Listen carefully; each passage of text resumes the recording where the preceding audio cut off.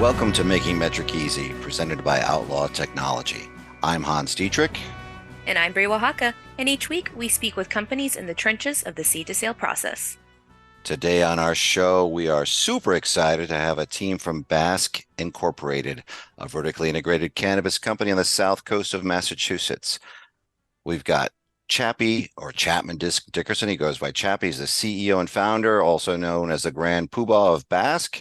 Morgan O'Neill, the cultivation manager for Bask, and a little bit later on, Nicole Looker, the procurement manager for Bask, is going to be joining us. So hi, everybody. We're really grateful that you're on our show with us. Hello, Hans. Hi, Bree. Yes, appreciate it. I'd like to start with a few questions about Bask so people get an idea of who you are. This show goes out nationwide, so a lot of people may not know anything about the Massachusetts cannabis industry or who the big players are. You guys have been around for a while. And Chappy, how did you get into the industry in the first place? Tell us a little bit about Bask's origin story. When did you start it? Why did you start it? That kind of thing. I'm sure everybody's interested in hearing that. Sure. We're like the old veterans of the business right now. We've been in it for a long time. And actually, we operated in Rhode Island for about 6.5 years before we actually went for a license in Massachusetts. So Rhode Island was under the caregiver model. We knew the ballot initiative 2013 for medical. So we locked up some lawyers, the only lawyers that would actually take us. Everybody told us, let us know when you get arrested. I'm like, I knew it was passing, but Michael Cutler, Dick Evans were the only lawyers that would take us at the time. And we locked down those lawyers September 3rd, 2012, locked in our area, and went for our license. I've always been interested in it. My father did 10 years in prison. My uncle did a bunch of jail time. My cousins, kind of like a family business. So I always knew I wanted to do something in it. And then when I was in the service, I got to go to Amsterdam. I was stationed in Germany. So I got to go to Amsterdam 42 times while I was there and see what cannabis being sold over the counter looks like. Oh, man, Chappy, what years were you in the service? Because I was stationed in Germany, too, and I got tested all the time. So when I went to Amsterdam, I couldn't try anything. Listen, I've always been a bit of a charmer.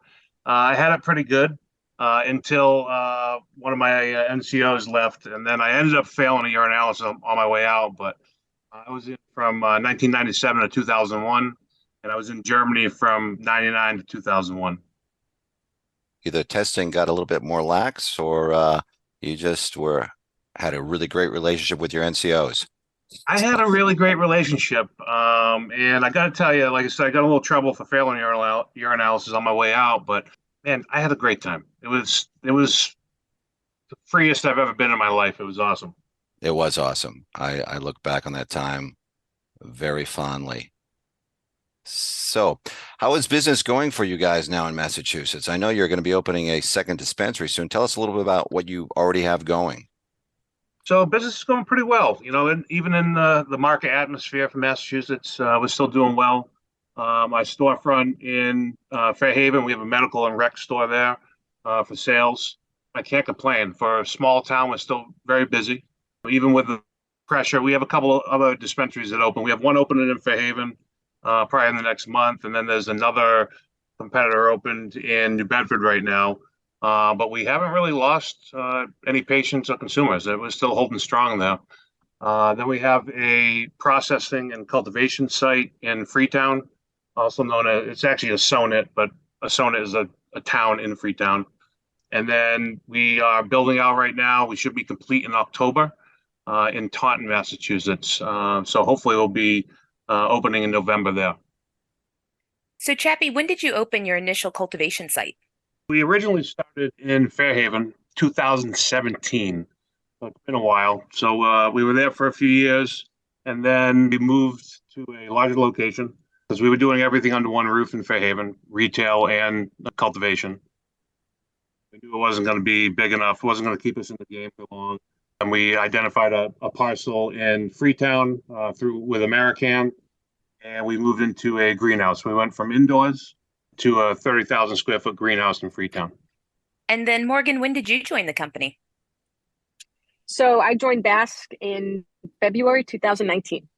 February 2019. So you were there working and cultivating and inventorying and harvesting for a while before you actually came across us. How was that process before you started using any automation tools, just keeping track of everything for Metrc? Pretty painful, if I have to be honest. Yeah, when we first integrated to Metrc, that was its own journey of, figuring it out. At one point, we did use GeoShepherd, which was amazing for post cultivation. Everything harvest wise was a game changer. Before that, we were, manually writing down plant numbers and plant weights every harvest. And when we harvest, 300 plus plants a day, that was quite tedious. And then we would manually enter the weights into Metrc. So once we came across Outlaw, it's definitely been a game changer. How did you come across Outlaw?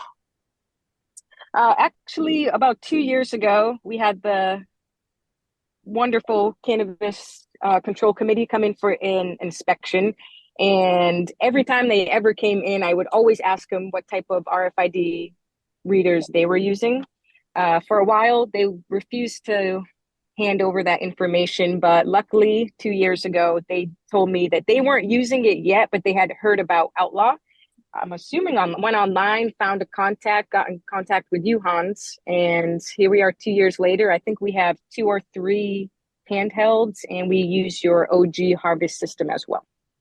I remember very clearly when you first contacted me, and you were so excited to get these RFID handhelds and the OG harvest system, and you've been great to work with for the last 2 years, and that progressed. So before we move on to how it progressed down even into the dispensary with our tools, when you started using Outlaw for your harvest and for your inventory counts, how much time did that end up saving you? Did it just change the way you were able to do business? Time, mental sanity, everything. With our previous handheld we used was just an alien RFID reader. So we would just scan a room not knowing what tags it did or did not read. And then we'd have to upload our Metrc inventory with our RFID scan, use conditional formatting. It would show us all the tags that were not read. I would have to write them down and then physically go back in the grow and find each tag, get my eyes on each tag just to confirm that it was still in there. So when you gave me the rundown on Outlaw, it really seemed too good to be true. That's probably why I was so excited, because it made auditing, I'd say it cut my time in half, if not less. And having the live time reads when you're in the room and it shows you right away what tags are not picked up, it's truly saved me a lot of steps and time. Well, that's great to hear. Thank you. What has your overall experience been with Metrc? Have you worked in any other states or only in Massachusetts in cannabis? Have you tried any other systems, how to use any other state systems besides Metrc, or just what you've been using at Bask? So only Metrc in Massachusetts. I initially, I guess, got started in the industry. I moved to California in 2013. And by 2016, I had gotten linked up with a couple outdoor farms in Calveras and Hayfork County. We were not using Metrc, let me just say that. So once I heard about, luckily for me, Fairhaven, where Bask is my hometown. So while I was on the West Coast, my parents would be sending me newspaper clippings, kind of in disbelief that it was popping up in our hometown too, after, wrath they give me for doing what I did on the West Coast. And that's pretty much why I moved home in 2019. I met Chap, I dropped off a resume. He called me about an hour later, and here I am going on year 5. The rest is history. That's right. Yeah. So. Yeah, we've had a great relationship with everybody at Bask. And Morgan, you introduced us right away. Once you started using the handheld, you introduced us to Nicole Looker, procurement manager, formerly in charge of retail inventory before she just took over procurement as you guys have grown. And Nicole, you worked very closely, I know, with Bree in getting the retail side set up. Bree, what do you recall about that when everything that they went through. I know that she worked closely, giving you lots of feedback on how we could make it work for retail. Yeah, when we launched our Metrc dispensary solution, Nicole, you guys were currently using our tool with the Metrc package tags down in the dispensary, and we reached out to you about sort of beta testing our retail solution and helping with your inventory audits. And if I recall correctly, you guys were doing pretty cumbersome audits manually with multiple people.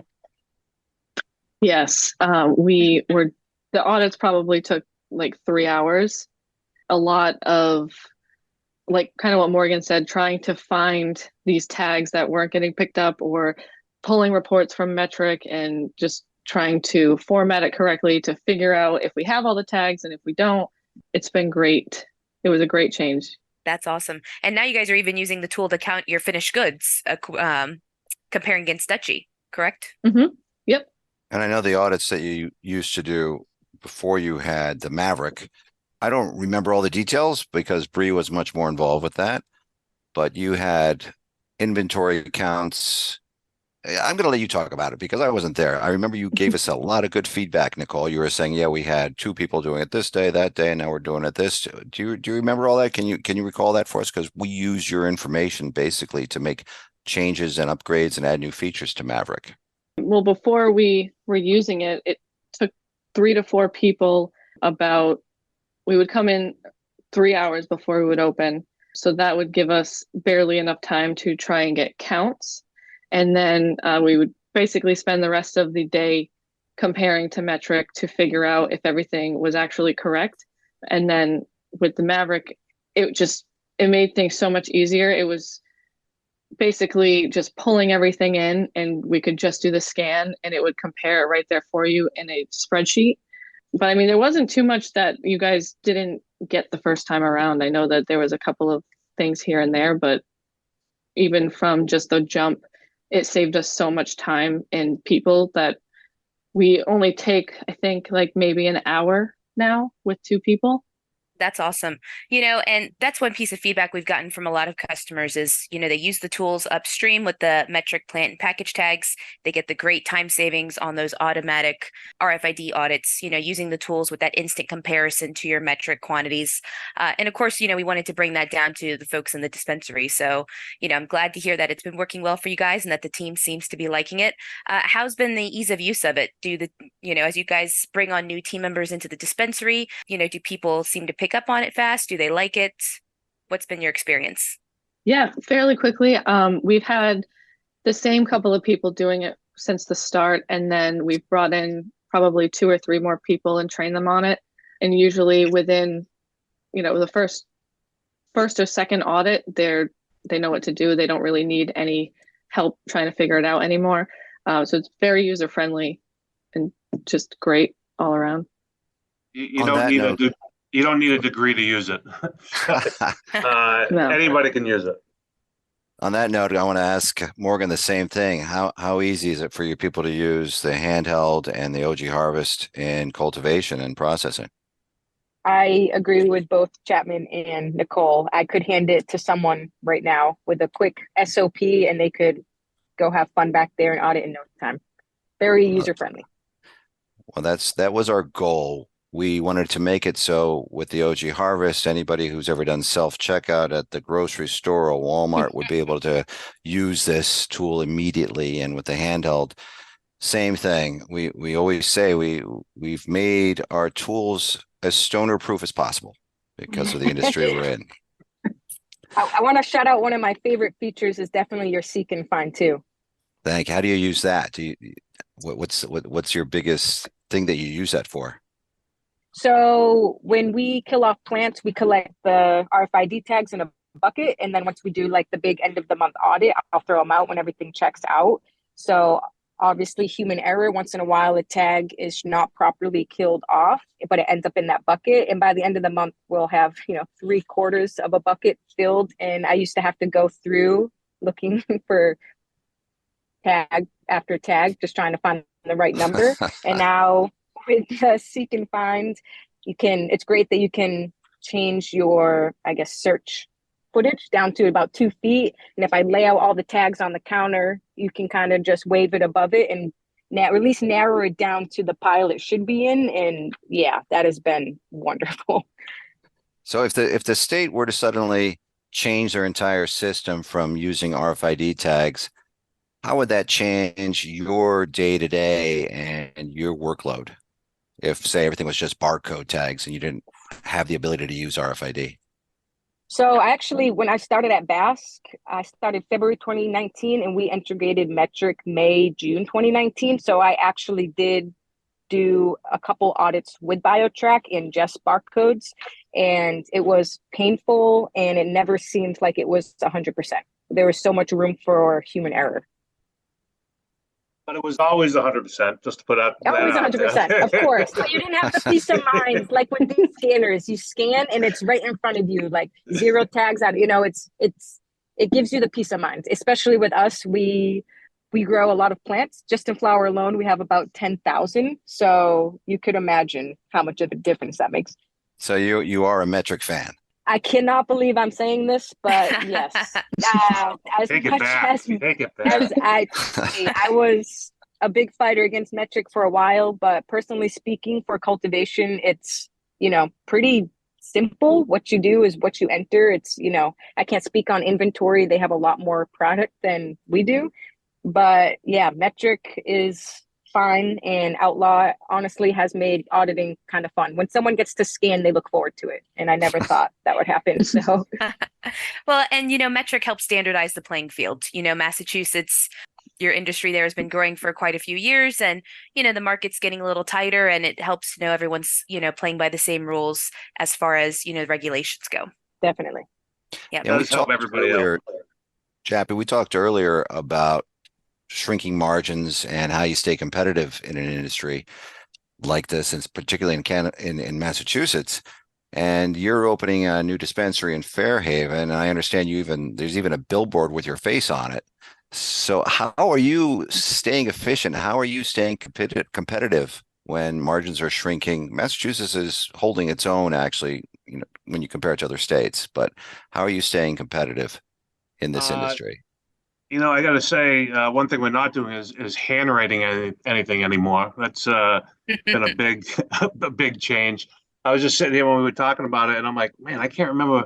I mean, I couldn't remember that we used to do everything by hand. Write down every code, every barcode, all by hand. And it takes a show like this to actually realize how far you've come. But the idea is less hands, the more efficient it is. So, on the cultivation side, you have to have a potting machine. You have to be able to move plants on carts, stuff like that. I think eventually be on conveyor belts. Just on the retail side, everything has to be right there. The less movement you have, the more efficient you are. So you want to set everything up so you don't have that much movement. One thing we're working on is for retail not to have to break down every day, and then put everything back in the vault. Just make it one big vault, pick right from the vault, so you don't have to break anything down. So being efficient is going to keep us in business. We want to use the right amount of people. We don't want to overstaff. We want to have the right. So Chappy, as you guys expand your retail presence, you mentioned expanding into kind of a store size vault and adding that second facility there in the state. Have you guys looked at additional efficiencies, perhaps taking that RFID technology that's in the Metrc tags and perhaps implementing that on an item level, like we've been seeing a lot of other big retailers do, like Target and Walmart? I think it's going to eventually have to happen. And we can plan on it now with our building design, keeping everything pretty close, keep the vault pretty decent size. But I do think eventually, just like any other store, big box store, you're going to have to tag each individual package, and that'll be tracked from the counter till you leave the store. With that being said, each state has different regulations.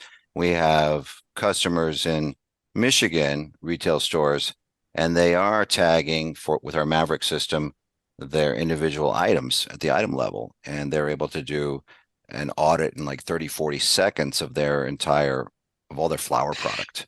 And Nicole, we've talked about that with you. I know we're going to eventually start trying in Massachusetts. Massachusetts is a slightly different animal because you have to take everything into the vault every night. But what are your thoughts on tagging at the item level since you've been on the retail side for so long?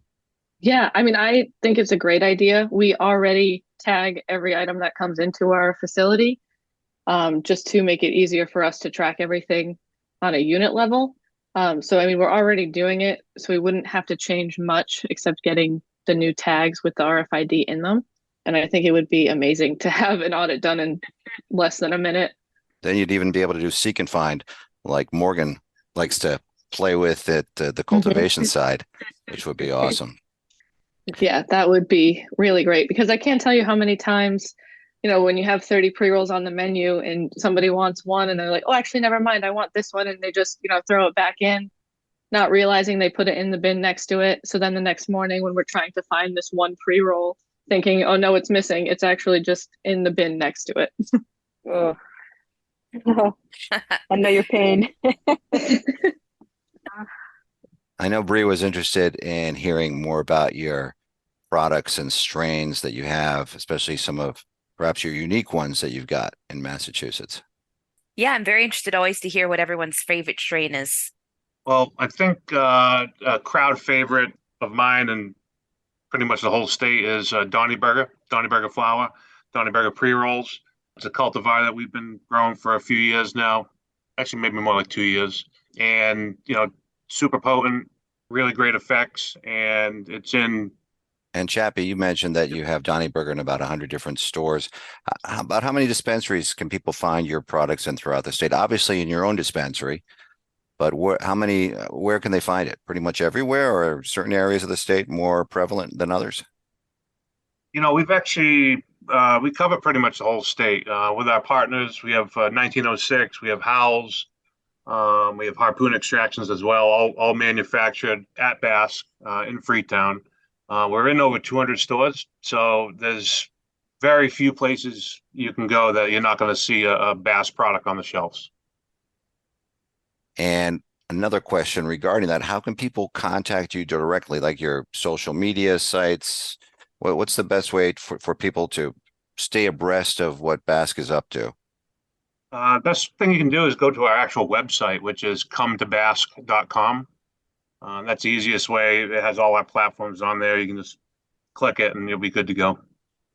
So, Nicole, we always hear a lot of industry feedback about the POS systems that are available out there. What system are you guys using and what's been your experience with it? So we are using Dutchie, which was formerly Leaf Logics. And I've worked with it since we started, and I really enjoy it. And I do love that they are always willing to take feedback. Where we've had some things that have come up where somebody was looking for a certain report or didn't know how to do anything with the program or didn't know a specific thing, and they could just easily reach out and the team would work with us and train people. And then if you had a suggestion, their engineers would help work on it and maybe come up with a better solution or even build something out specifically for what you were looking for. So I really enjoy it. I know that a lot of the point of sale people also enjoy it as well. It's a great program. Well, we're starting to come to the end of our time here, so we have a last question that we ask each one of our guests. Bree, do you want to do the honors? I sure would. Our question for each of you, and we'll start with Chappy. Who is your favorite outlaw? Easy one for me. My favorite outlaw is my old man, my dad. I get to hear the stories from when I was about 7 till currently. I still get quite a few of them just about every time we talk, almost every day. And my dad was a smuggler in the 80s and spent 10 years in prison. We joke around. He's call him a 2-time loser, but that's my favorite outlaw. That's a great one. Definitely. And what about you, Morgan? So my favorite outlaw is definitely Mary Jane Rathbun. She's popularly known as Brownie Mary. She was an American medical cannabis rights activist from, I think, about the 70s to the 90s. And she was known for her time at San Francisco General Hospital. She became known for baking and distributing cannabis brownies to AIDS patients. and she lobbied for the legalization of cannabis for medical use. And she also was a big part of the San Francisco Cannabis Buyers Club, which was the first medical dispensary in the United States. And I think we all know the cannabis slang word Mary Jane. So she passed away in 1999, and I think it's safe to say that that name and her legend will, continue with the cannabis culture for generations to come. Another great outlaw. Fantastic. And lastly, Nicole. Would it be cliche to say Doc Holliday? Doc Holliday is perfectly fine. No, I actually would like to play into a fictional character, Miss Catherine Barlow from Holes. She's definitely my favorite outlaw, and I hope somebody gets that, whoever's listening out there. Such a badass. I got you. Yep. That's pretty badass, yeah. Wow, yeah. That's a good one. Yep. 3 great answers. I love it. Yeah, it's one of the most interesting questions we ask on the show, and it's amazing the different responses we get. We've told a few people this, and you can listen to it online. We asked the founder of Metrc who his favorite outlaw was, and it was Jesse James. So that was an interesting one too. Well, I'd like to thank all of you, Chappy, Morgan, and Nicole, for being our guests today. It's been great. Thanks for having us. Yes, thank you. And Thank you very much. I know we'll be talking with you guys all soon, and hopefully see you at one of the next times we're up in Massachusetts. And I'd like to thank all of our listeners. I've been waiting to give you a tour for about 2 years now. So yeah, no kidding. Past due. You're way past due. At least I've gotten to try the product, but I do want to come down for a tour. I'd like to also thank all of our listeners for joining us. You can download past episodes of our program by going to outlawtechnology.net, cannabisradio.com, or the Cannabis Radio app for iTunes and Google Play, as well as subscribing to the show on Apple Podcasts, Google Podcasts, Amazon Music, Pandora, and Spotify. Thanks for listening, and be well.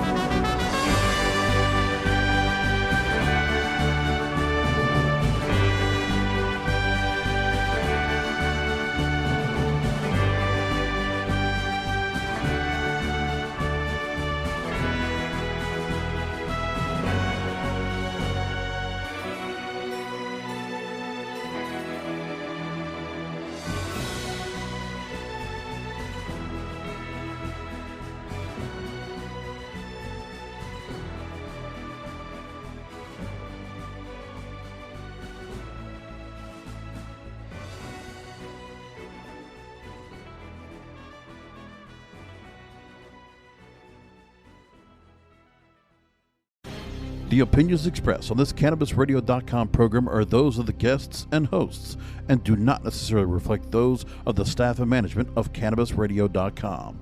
Any rebroadcast, republication, or retransmission of this program without proper consent is prohibited.